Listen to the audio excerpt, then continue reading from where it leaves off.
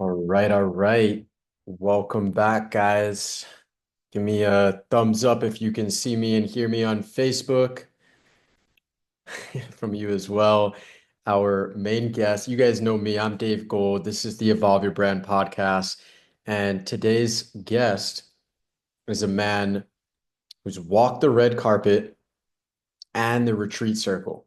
So he's a award-winning actor, musician, and the original face of the iconic "You're Getting Adele Dude" campaign. Is that right?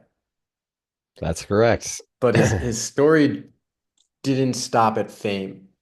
So from burnout to breakthrough, Ben has alchemized pain into purpose, and he's become a transformational guide, an emotional intelligence coach, and the founder of Dude Nation, a global movement that helps men to reclaim their power, their purpose, and their presence. So for over a decade, he's been leading retreats, teaching yoga and meditation, and building spaces where men can heal and feel and rise. And if you've ever wondered what it looks like to integrate art, activism, and awakening, this is your guy. So let's drop in with the one and only Ben Curtis. Thank you so much, Dave. What an honor and such a beautiful introduction. I've never heard myself described quite that way, and it was profound and beautiful. So I really appreciate that. And it felt aligned. I was like, yeah, I do that. Yeah. So thank you for that reflection. It's an honor to hold space and provide value for everyone today. And I hope this is a value not just to us, but everybody listening and the people whose lives you touch. Mm, amazing. So I think we're not quite live on Facebook, so we're gonna record this and share it to the platform and to all the other social media thereafter. Not a problem. I want to bring us back. Let's start at the root. So you are this award-winning actor and musician. So how did that creative journey begin for you, and how has it evolved over time? Mm, it's a great question. Um, well, I believe that journey started even before I came out of the womb. I had two parents that loved to dance. My father is musical, and a minister, so quite self-expressed. He had been an activist as well, and my mother was a teacher and an artist, and she ended up working with refugees. So there's a lot of humanitarian aid, care, and self-expression. My parents really spoke up for themselves and what they believed in, and a culture where that was not cute or sexy, being the South in the mid 1900s. And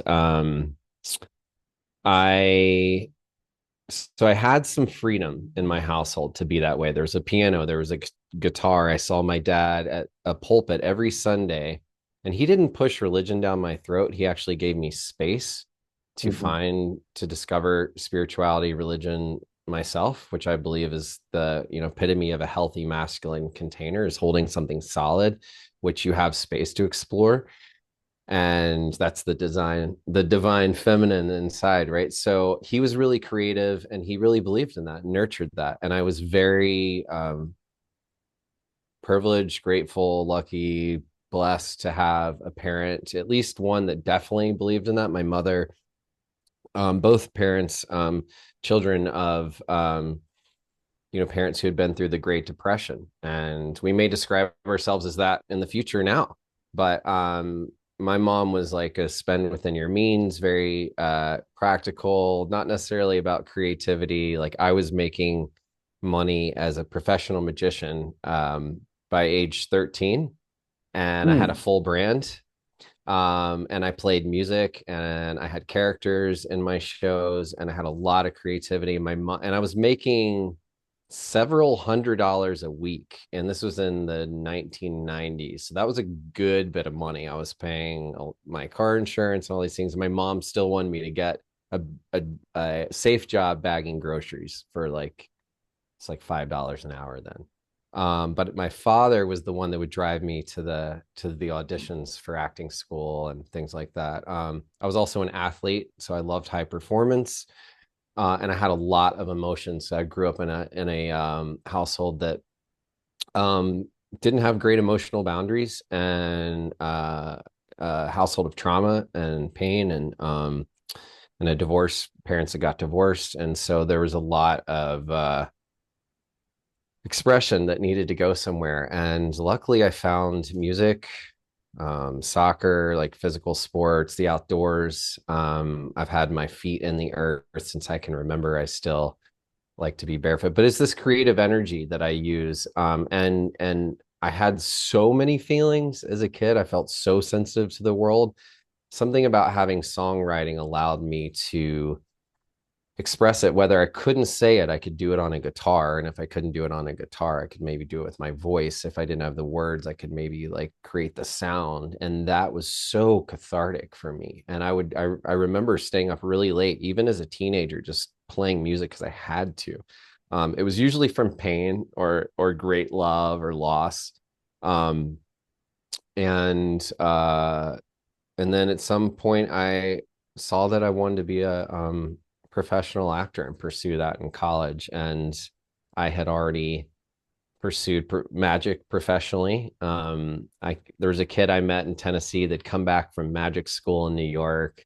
It was like Harry Potter, but a little more real. Like we were actually doing sleight of hand, and David Blaine went to that school, Tannen School of Magic. People used to make fun of him. Like little kids were like, I know how to do those tricks on TV. Like here it is. And then now David's doing much like human defying things. But there's it's an art, and it's an art form, and and I also, before we had the internet, I would spend all this time escaping and fascinate in libraries looking up illusions and the history of magic and how it worked. Like the engineer and architect in me loved the mathematics of it, and like if you just build something this way, then this disappears, and if you bring attention this way, like they don't see this. And it was really beautiful, and I love the stagecraft. And the stage, I learned, felt like a safe space for me to work my shit out. And I started to do so with magic and theater and music. And I was lucky to have a father who really nurtured that. And I think I've made that clear. But he would start driving me to auditions like in Chicago and New York, and it really evolved. I started business at age 13. This was like, again, I don't know if we quite had internet, not much design. My dad and I were going to like Kinko's, now FedEx or Staples kind of place, and doing like cutting out photos of me that we had to take and print and putting those on paper and making a trifold brochure, uh, just like by hand, like, and designing business cards. And actually, when I went to the School of Magic, one of the things we worked on was our brand, how we're selling ourselves, how we're marketing ourselves. Being an actor is like sink or swim.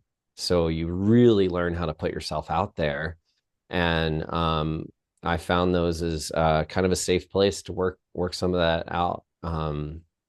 So I want to pause you there for a yeah, I second. was gonna say So I could. I feel like we should you pause. We're talked sort of like about the next realm of Dell in New York from there. so you talked about having this incredible father figure who gave you the space to make your own decisions in life. Let's talk about young men today. Hmm. So it seems actually I actually going back to it, I remember I sent you the Diary of a CEO, the masculinity debate. Are dating apps creating a generation of incels? Lonely men are more dangerous than ever. And I Hmm. listened to this Thank you for podcast and sending I that. realized, yeah, you're welcome.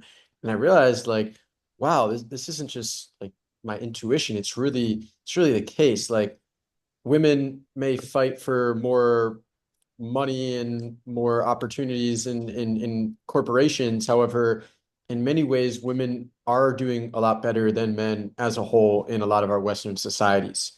And whether it comes to emotional literacy or role models and having a rite of passage or feeling a sense of belonging and community, what young men need most today isn't more pressure, it's more connection. So what do you believe is the future of the masculinity, the growth of men, and what's missing in how society supports them? I think that's a great question. And in hindsight, and the more I talk to men now and the work I do in the Dude Nation is because I realize so much of the gifts I was given as a kid were not natural to most people in our society. Like emotional intelligence, my parents were going to therapy. They encouraged me to go to therapy. I didn't mention that, but I was starting to work through my feelings at an early age. My mom wouldn't let me be angry without saying, I feel angry, which would make me angrier. But now I see like she was tuning me into like this is pre a lot of this was the beginning of self development programs that became landmark and things like that in the world. But I realized I was learning something at an early age, and not a lot of my peers were. So to answer your question, also one other thing I wanted to mention, I think men are doing much worse mentally overall. I will say that women are still doing much worse financially. The gap is still extreme. So I don't want to just, skip over that. But there are less men on this planet, and they're committing suicide at a much greater rate, which means the percentage of suicide per gender is even higher, right? Because there's less of them. There's this many women, this many men, but they make up for like this much of the suicide. So, and that's increasing. And incel cultures encouraging them to do violent acts either to someone else or themselves, or watch other people experience that same violence. And I believe a lot of what's creating this is simply a screen in between us versus the human emotional body, which is somatic and responds cell to cell, and our nervous systems co-regulate. So the importance of being in the proximity of another human body is huge. And Americans, I think, to a downfall since we began as a culture of independence, closed ourselves off from the tribe, close ourselves off from the council, from circle, from community that's so needed and wanted and has other communities thriving even with less resources. Um, so what's missing, I believe, really, like you said, is just human physical connection, learning uh, how to be in the same, just practicing being in the same space with each other, practicing communicating your feelings. And putting devices down that allow us to have to deal with each other. Because as long as we can keep putting that up, it actually gets in the way of what our bodies need. And if our bodies are experiencing all this anxiety, mine included, because the amount of time I spend on a screen, I now actively pursue time and schedule time in person. Or when I was even met you, I was outside to like get, if I'm going to be on a screen, allow my body to receive some nature. So there's this way we've removed our bodies from the very thing we need, which a lot of is nature and each other. You're Because making me want to put here, on my blue light blocking glasses. go for it, dude. I mean, that's what has us connect to each other. And we need each other, and the trees need us, and we need them. Same thing with our human body. So young men, women are allowed to hold hands and not be judged. And if young men do, they immediately are told, either they're put in a box, or they're told that they're not being real men, or there's something wrong with them, right? Or if they're crying, they're told either I'll give you something to cry about, or we don't have time for that, or like suck it up. And that's still in general. And we also are programmed from fathers like that. So I think we've got some work to do. And us as our generation, like you and me, and probably a lot of the people listening, I believe we also have a job to go mentor those people. Like it can't just be like, oh man, those kids are really struggling. We actually need them as much as they need us too. Like we need to be of service. And I believe they need mentorship. Even if they're Mm, like, no, no, no, I'm good, I'm cool. Like everybody, if you remember being young, it's amazing to have someone of a similar gender experience that can hold space for you, that's been there yeah. and that you Well, can look up to. There's I, nothing w- like it. I want to dovetail from that point because there was something that stood out on our first call, and we can also not go there if you don't want, but I wanted to talk about friction as a father because I Hmm. know you're a father. I'm not, but a lot of the guys in my network are. I'm not a And father, actually. you're not a father? I don't have children. No, I identify as having a father-like experience because my wife was pregnant for many months, and we had a miscarriage, and we have a dog, but I don't have a biological child. Ah, okay, okay. I All just right. always Well, wanted to be a father, and that was a pain point for me. And I work with a lot of fathers, so that's yeah, that's my what's that truth. like when you want to be a father and you're not one? How does that, come up in your life, and how have you encouraged other men who are going through something similar to navigate emotionally or mentally around that concept? Hmm. I think that's beautiful. Well, we first of all, fatherhood, you can break this down many ways, but fatherhood does not have to be biological. I think in our society, we're like, are you a father? And we're like, yeah, well, where's your kids? Doesn't if you were in a tribe, you could be a father and you could have many children. And in fact, we support a father in Gambia named Sidi Menjing, and as part of our Dude Nation, we have a foundation that helps support their community. We've helped them build a well. He's a father to 9 children. Only one of them are biological for him.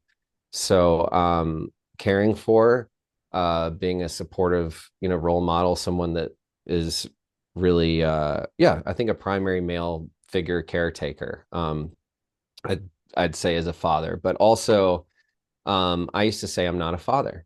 I had a miscarriage. I didn't get to be a father.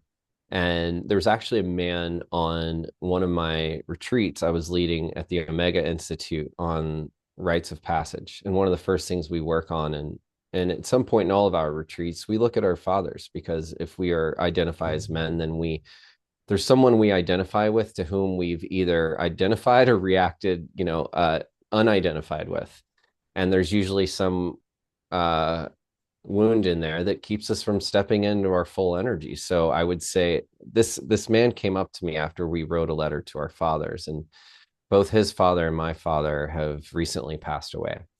And he said, Ben, I keep hearing you say you're not a dad, but you actually you had a child, it just didn't live.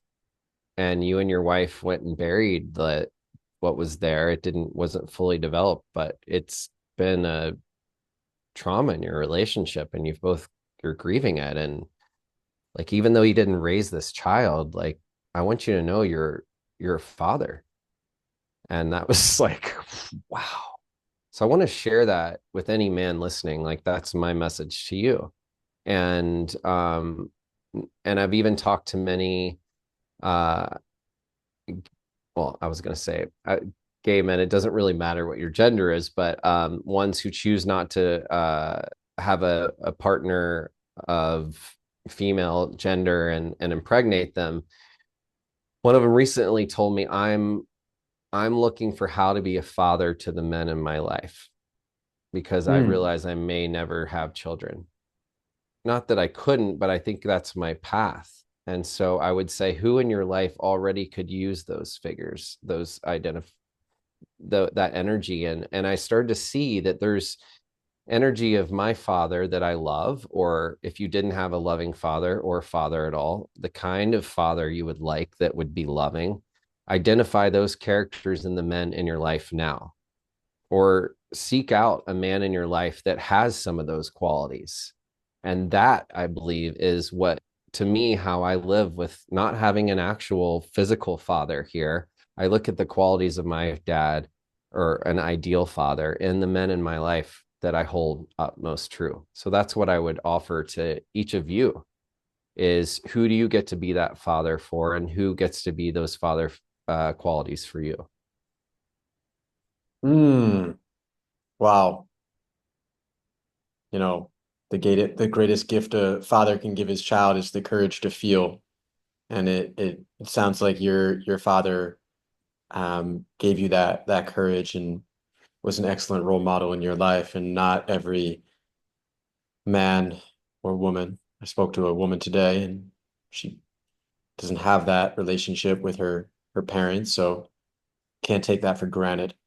And Actually, a lot of the another, women I've dated have said they didn't have that kind of father. Like they were actually surprised. I said, well, you can borrow my dad. It is true. Like we get to choose what we want and find different role models in our life. when I Imagine you went live in a to, tribe and go when I for left the it. US and I went to another country, I was adopted by different families that brought me in. And, just even this moment, I have a lot of gratitude for this coming up in the conversation because it's bringing me back to all those Mm, beautiful women and those men that, said, I want to support you as a father in life. And mm, maybe your parents did the best that they could, and they were there for you in whatever way, shape, or form that they could have been. But maybe it wasn't what you really needed. And another epidemic out there is entrepreneurs who are doing the best that they can, but yeah. they're also Before you often pivot to that, can I say one more thing go about for it. you mind if I interrupt? Okay, cool. Not at all. The fatherhood, you just said something I think that's worth highlighting, and it kind of brings it full circle. The We are trained in our society, in Western society, to believe that a father and a mother or two like figures are enough to be your parents. And if you were raised in any village, in any indigenous tribe, anywhere in the world, you'd learn that that is not nearly enough. And when they say it takes a village, we're literally raised by lots of humans. So we need more than just our parents as those figures in our lives. Like I believe we actively should go seek even more. It's not even like there's no way our parents can hold all that, right? They're going to fail or they have already, right? So I just want to give a shout out to that and the people in your life that you honored as well, like how beautiful and important that is to have that. Love it. I love it. And And same with there's also been, entrepreneurs. So let's pivot to yeah. that too, if you want.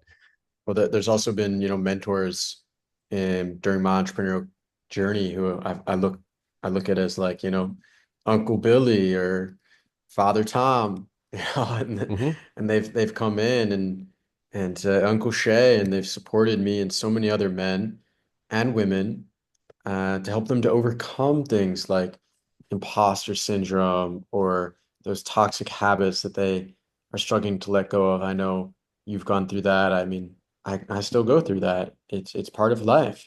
And with that comes emotional intelligence because ambition without awareness is what leads to a lot of mental health problems and this success culture. That was one of the things that came up in that interview that I sent you, where one of the guys, he made a point, I don't agree with him, where he said, more people need to drink alcohol in order to connect. If they would drink more alcohol and they would let down their inhibitions, they would connect more.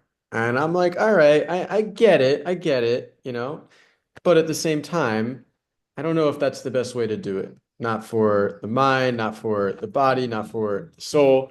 I personally don't drink very much alcohol, if any. Um, with that being said, though, what happens when we go to the extreme of if my partner can't meet my high performance needs or the person that I'm dating, that they're just completely disqualified.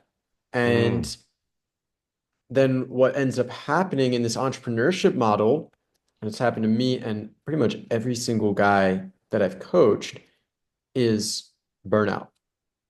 And hmm. why does that come up? Well, I had a mentor who saw that I was doing really well back in 2020, 2021, having this success and this validation from, a lot of people acknowledging my work on social media. And he said to me, "You need to take a break and you need to do nothing." And I was like, "Do nothing? I'm doing so well. How can I do nothing?" He said, "You need to do nothing." But I was never taught to really learn how to pause and to recalibrate. And that led to a breakup. That led to a whole new healing journey. That led to a whole new spiritual awakening, which, for better or worse, has taken time to integrate and to grow and to step back into, my full business and entrepreneurial path. So what are you seeing when it comes to emotional intelligence and the burnout epidemic in conscious entrepreneurship? Awesome questions. Great points all around, Dave. I agree with you 100%. As a recovering alcoholic, sober from alcohol 12 years, and someone who didn't really think they had a problem, but if you look back, it definitely didn't help things. I had quite a bit of unmanageability. It built up. Alcohol is a temporary solution to a long-term.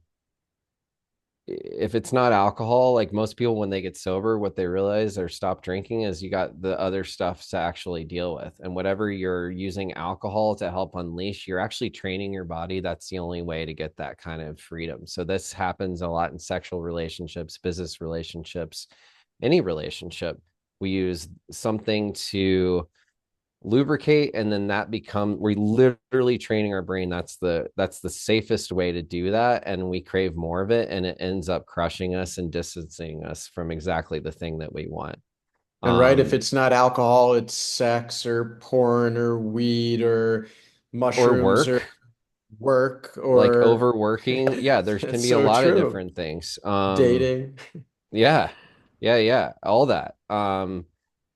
My belief is we are in relationship with everything and everyone all the time. So a lot of what I teach in the Dude Nation to men and to entrepreneurs, because I do executive coaching as well, is around relationships, because every how we treat ourselves echoes in how other people treat us. We train other people how to treat us. So we have our part in every relationship. So all of this we're talking about literally applies to business. If you're an entrepreneur, I was just talking to an entrepreneur, it's a commercial real estate owner today. I just met him, boyfriend of an old friend, and it's this amazing guy. And he's like, "What do you do?" And I was like, "Oh, I work with men on mental health, well being, and I coach entrepreneurs on both performance, leadership, and work life balance." And he's like, it can be really lonely at the top, and that's usually the fish rots from the head. So I work with the guys at the top, because if guys at the bottom are struggling, there's something off in the leadership that's being given away. And he was like, "God, yeah, it is really lonely. Like I deal with stuff like I'm the only one who really knows." And I said, "Right, but if you're holding all that, like we're not supposed to hold out all that. Like you're not supposed to be the only one who knows. Like we have kings have um a royalty have a board. Like there's a board of advisors is there to help hold some of this. Like your friends need and want to know what you're going through. So with burnout, it is more prevalent than ever because we can work all the time. Screens are asking us more. We're getting profound results. AI is exponentially increasing everything, allowing us to stay on the phone longer. And I believe also some of that comes from, in your story, like I know when I'm hyper productive, getting a lot of results, there can be ego attached to that. There can be self-worth attached to that. It's hard to let go for me when you feel like you're starting to shoulder these things. And one of the four pillars of wellness, actually say five, because I believe human connection is another one, but it's nutrition, movement, um, sleep, and rest, stillness. And then I say like community or connection.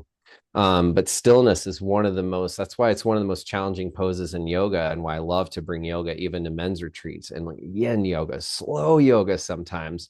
So if we can't learn to practice being still with ourselves and being present, then we're probably never fully being present with other people. We're not living in our full potential, and we will burn out. We're actually constantly seeking this validation, and it's in the stillness that we get to receive the gifts. It's in the stillness that the battery recharges. It's why taking naps actually improves your brain long term. It actually, one of the greatest ways to prevent dementia and any onset of brain disease now is to take naps. You're like, "But that's not, I don't have time for a nap." Well, you might die sooner and then you won't have time at all. So the statistics also show the stress leads to an earlier death, chronic illness, and disease. So taking time to go walk in nature, taking time to ground, taking time to take breaks, statistically is proven now to increase your productivity. So if you're not slowing down, the guy who told you to like slow, chill for a little while, like that's one of the greatest gifts you can give yourself when you're successful. And when I was making 6, 7 figures as an actor at age 20 as the face of Dell Computers, it was chilling was not an option. It was just like full force out in one direction. But I didn't have the tools to take care of myself. And if I did, I would have been able to say, hold on, like I'm actually not going to take all 15 auditions this week. Like I've got to take care of myself if I'm going to get through. And I burned out at age 23 and then again at 30 and then again at I got sober at 30, then again at 40 when I was sober, like burned out sober. Like I was working all the time. I was using other things. So I think it's long-winded, but the importance of self-care at CEOs, we've got to take breaks. Anyone who wants to grow, pausing and using that time, it's like working smarter than harder. And crushing it is what's sold to young men and to men our age as well, in the hyper productivity mode and always be working out or doing something. But as much as that's important, so is the stillness, because otherwise we will have overactivated nervous systems that are constantly needing attention and will give us dis-ease of some way. And I think that's where the key is, to tune business into productivity, into somatic awareness, and how you take care of your body and your mind. And that you've got to train this thing to serve you, or you won't be able to have a business or a family. And so I'm a big believer in putting the oxygen mask on yourself first so that you can show up with full integrity. It's really well said. And we definitely do live in this hustle culture, but even when there's a anti-hustle culture, it often goes to another extreme, which is creating bypass and just like people who are not able to support themselves, and and then just a lot of pushing away the responsibility and the ownership of the gifts and the impact that we can create as men, as women, as leaders. Now, let's just rewind a second to DudeCon. So you told me that you wanted to create a place where men could be real, men's healing spaces, authentic connection, and global brotherhood. So DudeCon, as I'm aware, was this annual online event that happened in upstate New York. Um, there were guys that were calling in from Costa Rica, from Tulum, from all over. What was the vision behind DudeCon, and what impact did it have on the men who showed up? That's a great question. Thanks for asking. So DudeCon is it is our global annual event. It's a conference for dudes, by dudes. And it's part of our programming inside of, we have a dude deep dive, which is an annual, a seasonal retreat, dude school, which is our master class. And all of this is around healthy masculinity, emotional intelligence, and thriving. And then it was important for me, as I started to create a men's brand out in the world, I was looking at what are other men's organizations doing that are working, and are they doing that's not working. And I interviewed a lot of different men, and I saw both in every organization, including ours. There were things that wasn't working great about ours. And as I was calling each of these organizations, because I put myself out there and I believe in talking to people and connecting, like you and I met, uh, they were saying, wow, you're really the first guy to call us. Like, you want to work with us? Like, how does that work? Aren't we, and I was getting the sense like we're competitors, right? Why are we? And I said, but aren't we all trying to help men? And aren't there plenty of men in the world for all of us? Like, we actually need, what if we learned from each other and work together? So I had this vision for years, and suddenly it just hit me. I was in Unbroken Con with my friend Michael Unbroken, talking about resilience for leaders and trauma. And I just saw Dude Con so clearly. And it was actual virtual conference, not in upstate New York. I was physically in upstate New York, but we had our co-host was in Nashville, North Carolina. We had groups from all over North America, and then people attend internationally. And that's one reason why we made it virtual, so that it could have an international impact, but start with here in our territory, like here in our area.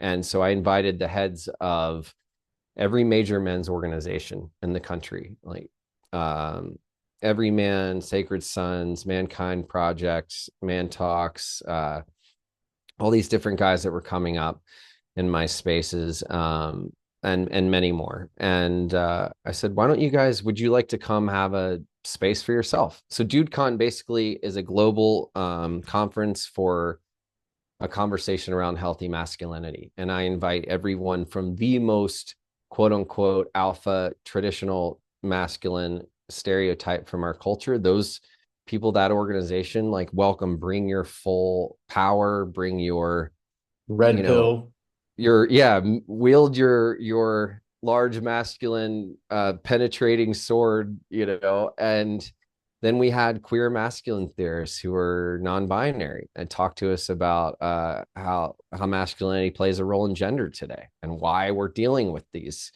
gender Mm. gaps, and why what we're not dealing with in masculinity that someone else who didn't even identify as a man was able to pinpoint with like profound brilliance, and women who also serve men in the masculine space, and everything from sexuality to grief to anger to all to love to manifestation. Preston Smiles, who's been a mentor and friend of mine, came to speak there on abundance. And uh it was, we looked at what we had in common, and we had breakout rooms. And so that's what we're going to continue to do. And now I'm looking for how to be hybrid so that we can be both in person, one in the Hudson Valley, one in Costa Rica.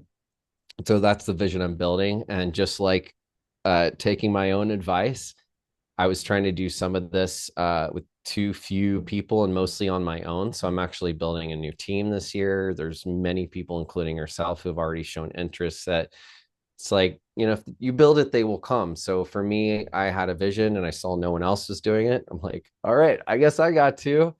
So that's what I believe in DudeCon, is that we should learn from each other. And that's probably the one thing I see missing in our culture. You look at it politically, entrepreneurially, relationally, sexually, everything is like, we are still so polarized. And so if we can practice having conversations and coming together, especially with people who may not agree, I think we can actually create much more peace, growth, and healing, and flourishing on the planet. So I believe in rising tide lifts all ships, and that's why I always am willing to learn from someone else. And I constantly make myself a student as well. And I learn from the men that I hold space for. I tell them they are also the teachers here. I love it. And there's a lot of depth behind your brand and what you've created with Dude Khan, and Thank you. just all the work that you're doing, whether it's from inner transformation to transcending those external labels and helping other men to really step into their personal mission.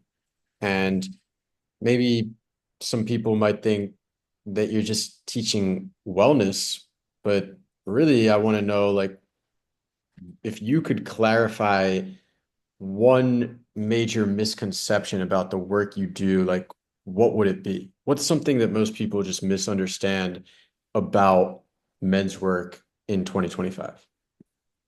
It's a great question, Dave. Mostly I hear that we're just sitting around talking about our feelings, and that doesn't feel safe to a lot of men, and it doesn't interest them, and it doesn't always move things forward for them. So the work, I think what distinguishes us is we do deep work and we have a lot of fun. And we all learn from each other. So the spaces I create are highly intentional. So they're thematic. Every month has a theme, every week has a theme. So, for instance, in the month of May and mental health, awareness, we actually looked.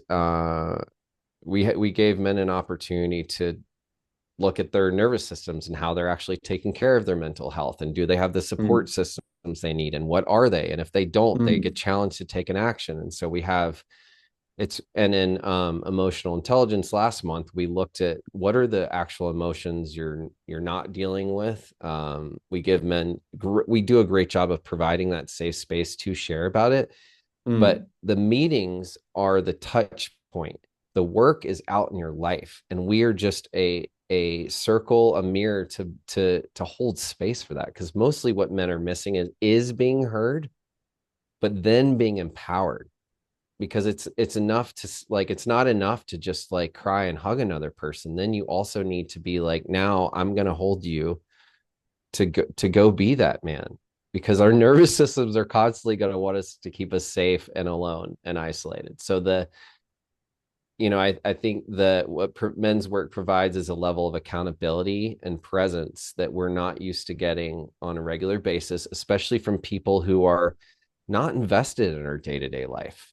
And so it's actually an empowering space of work. The idea is to go do work and to have fun doing it, and to allow each other to raise each other up. And I'd say if we're not in those spaces, whether it be a group of men or entrepreneurs or someone that, the iron sharpens iron, like we do need humans to help us evolve. We need each other.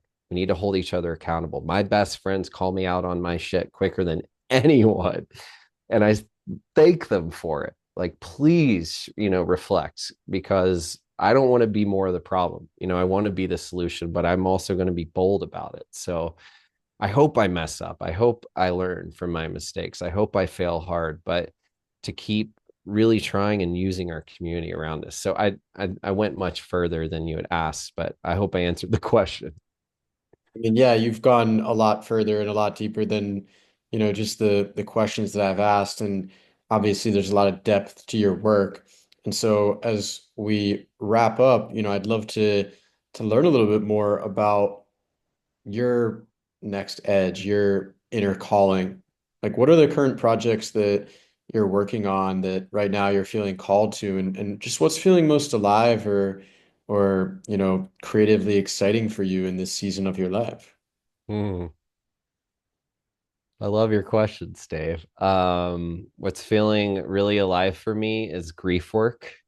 I'm becoming really passionate about grief work since losing my father and going through miscarriage, and how much grief is a rite of passage. And we have so much to learn and intelligence to gain from it, and how much of it's a part of life. And also working with young men. So a dude youth initiative is on the horizon for me. Um, and there's also a prison initiative. I think that's probably a little further out, but we have someone who's already interested in leading that. That's a kind of a whole nother topic too that I'm passionate about. But the youth initiative is by far, based on what we said about incels, I have a mission that like young men learn coping skills other than suicide and violence. It's become the most it's a go-to for a lot of our society now, and social media is being turned to that. And so I believe they need an intervention, and we need them. We need intergenerational relationships. So what really lights me up is being that change, and I'm going to be speaking in a lot more schools, a lot more colleges. And as a musician, my wife and our band Dirty May, which is an award-winning folk band, we're also playing a lot of festivals this summer, and I'm going to be bringing teaching some workshops on well-being and emotional intelligence and relationships for bands and artists as well. There's a lot of artists become high performers in festivals as well. We're all entrepreneurs. So those two things really light me up. Music's part of my medicine, and so is being of service and working with youth again. I love young people, and I'm going to be working at two camps this summer. I want to give a shout out to experience camps. I don't, I'm not an employee. I don't get anything for saying this, but they do grief work for both teens and adults. And you can get involved as a volunteer, counselor, or professional. And it's an extraordinary program all over the country. So I'm going to be working with them this summer, both with adults and with the teens. And I think that'll be really fun and really deep. Hmm. Yeah, I can't wait to hear how that goes for you. And I'm just excited for you. You've got a lot of really incredible projects and you've come a long way.